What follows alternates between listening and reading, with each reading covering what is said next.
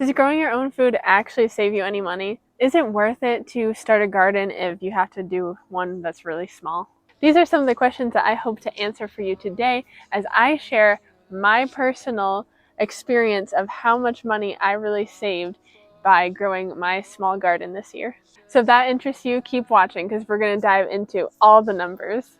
Hello everyone, my name is Catherine, and if you're new here, then I make videos all about just living a slow, simple, natural life, and that includes a lot of my homesteading projects. So if you don't know me, I live in a suburb, I live on very little land, and I just have a front yard garden that is about 70 by 80 feet of a lawn space, and then in that I have garden beds. My big plan is to expand on that a lot for the next garden season, but for this garden season I wanted to just kind of look over how much I really grew, and I thought it'd be even more interesting to see how much money, if any, that I actually saved growing my own food opposed to just buying it in the store. Of course, if you're a fan of gardening at all, you know that you don't just do it just for the food or anything like that, but there is a love for it. There's a love for getting outdoors, for getting your hands dirty. And of course, you just enjoy even the littlest bit of food or even flowers to bring into your house.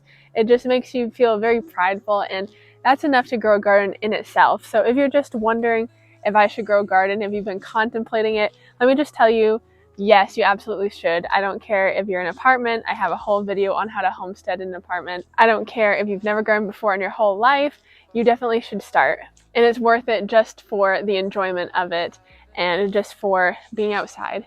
But if you click this video specifically, I'm sure you want to know, what will it actually do for saving money, if anything? Is it going to be worth it in any regard? And I have already looked at the numbers myself, and I'm excited to just say, yes, absolutely. But let's get into my specific numbers for how much money I saved growing my garden this year.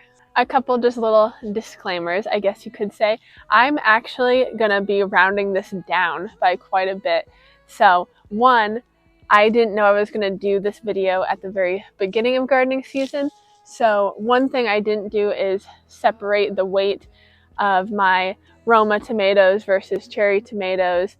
So I don't know exactly the ratio, and obviously the cost of them are different. So things like that. But just know anything that I don't know positively what it is, I am estimating down so that the total at the end is actually going to be the minimum amount of money that I saved.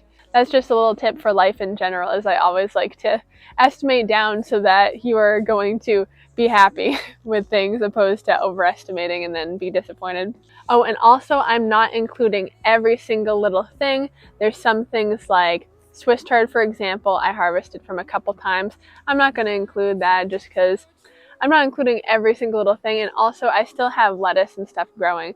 So this is mostly just my summer garden season, what I saved money growing. Okay, let's just jump into these numbers. So the big two herbs really that I harvested from this year was oregano and parsley. So a bag of organic oregano is about $2.69 for that bag, and that's actually the only thing on this list that is organic. So all the food I grew is organic. You know, prices of organic things are higher, so that's another way that I'm underestimating myself, because this is actually the only thing I found the organic number for. Everything else I'm comparing organic homegrown food to just regular pesticide food, I guess you can call it. So I did the conversion on how much I really harvested to how much would go into each bag, and so the total for oregano that I saved is $48.42. Starting off not shabby at all, and I know that I still have tons of oregano in the front yard that I need to dry and harvest too. For parsley, it is $1.99 a bundle,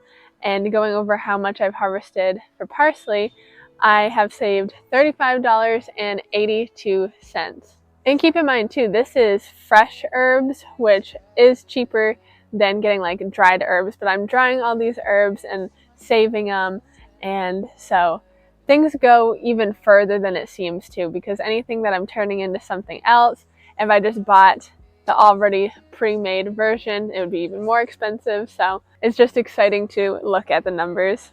Okay, next was my yellow bush beans that I grew.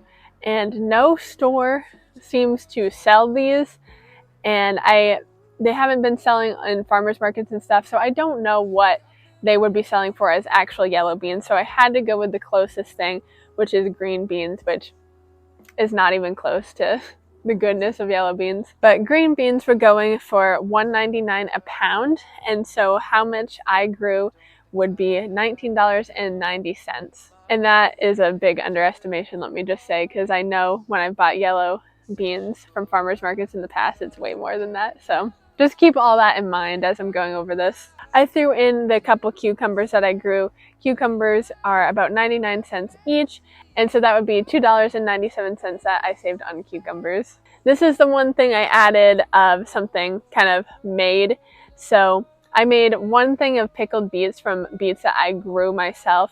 So a thing of pickled beets in the store is about $3.99. So I'm going to say my one jar of pickled beets saved me $3.99. Next is russet potatoes. Russet potatoes were going for $1.28 a pound. And so how many I grew saved me $15.36. Next, I weighed my white and red potatoes together because I pulled them out at the same time. But I just went with the red potatoes, which were the cheaper, and I'm just going to calculate all that together. So red potatoes were going for $1.49 a pound, and so I saved $29.80 on white and red potatoes. Butternut squash, $1.79 a pound, so I saved $10.74. Now we're getting into the big boys, so this is really exciting. Little pie pumpkins are going in the store for $1.29 a pound.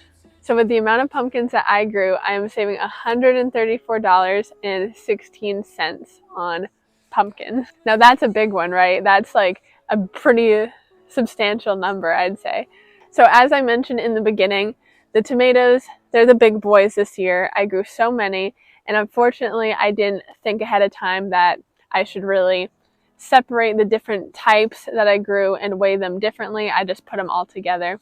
I know for a fact that over half of the amount I grew was cherry tomatoes, so I'm going to do the calculations based on half of them being cherry tomatoes and half of them being Roma. Well, I'm going Roma is because a lot of the tomatoes I grew were Roma tomatoes, but even the bigger ones, they are the more expensive between Roma and not. So I'm just going again with the cheaper variety so that it's the minimum estimation. So for tomatoes, I grew over 200 pounds of tomatoes. Roma tomatoes in the store are going for $2.49 a pound.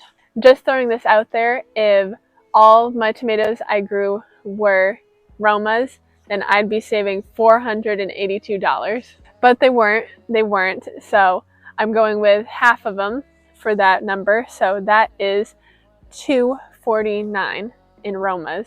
Now the closest I could find to kind of the cherry tomatoes I was growing go for $6.65 a pound. Cherry tomatoes are actually really expensive in the store. If you do not know, they are. And keeping in mind, once again, this is an underestimation because I know more of them were cherry, but half of the tomatoes I grew being cherry saves me $665. Yes, you heard that right. $665 saved in cherry tomatoes. Isn't that crazy? Like, it's amazing. It's so much more than I thought it was going to be. And so if we total all of that together, the grand total of how much I saved growing this food opposed to buying it in the store, that total is $1,215.16. That's a really big number, I think. Keep in mind, I'm not growing on a big scale.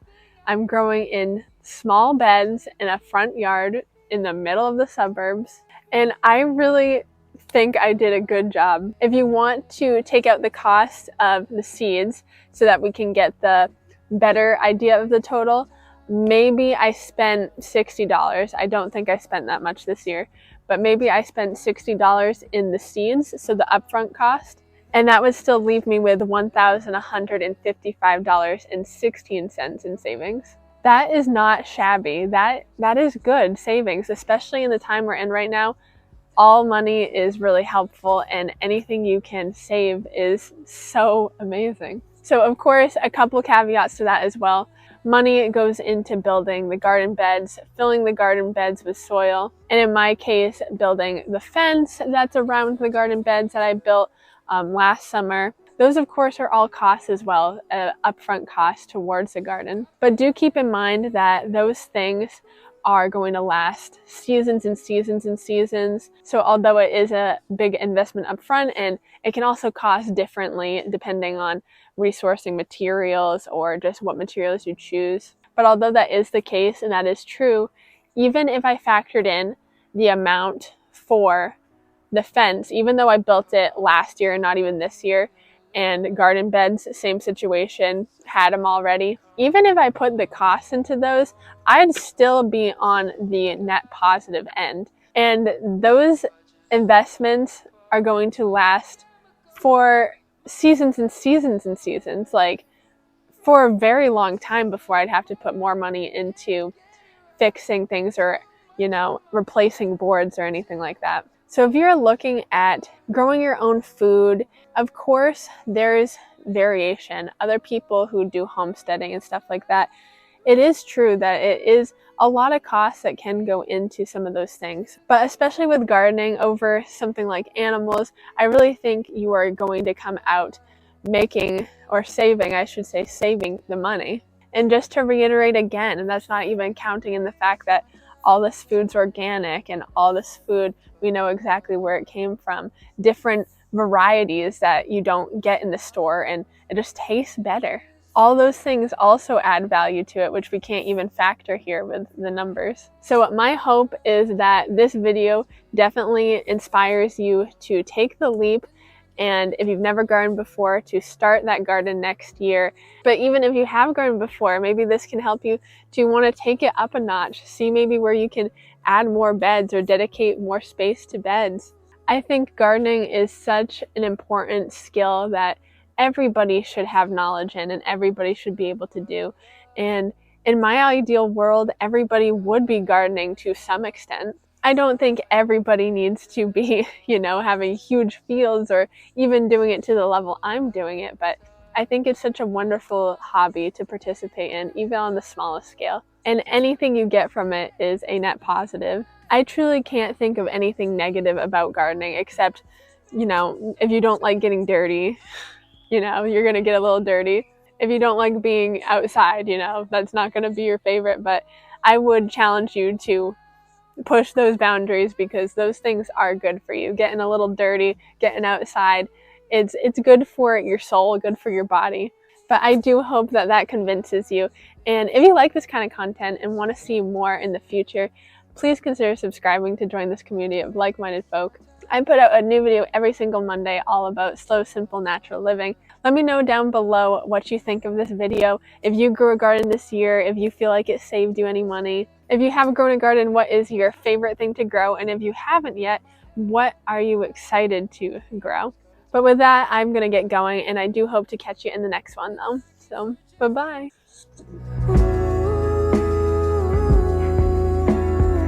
And I keep searching for truth.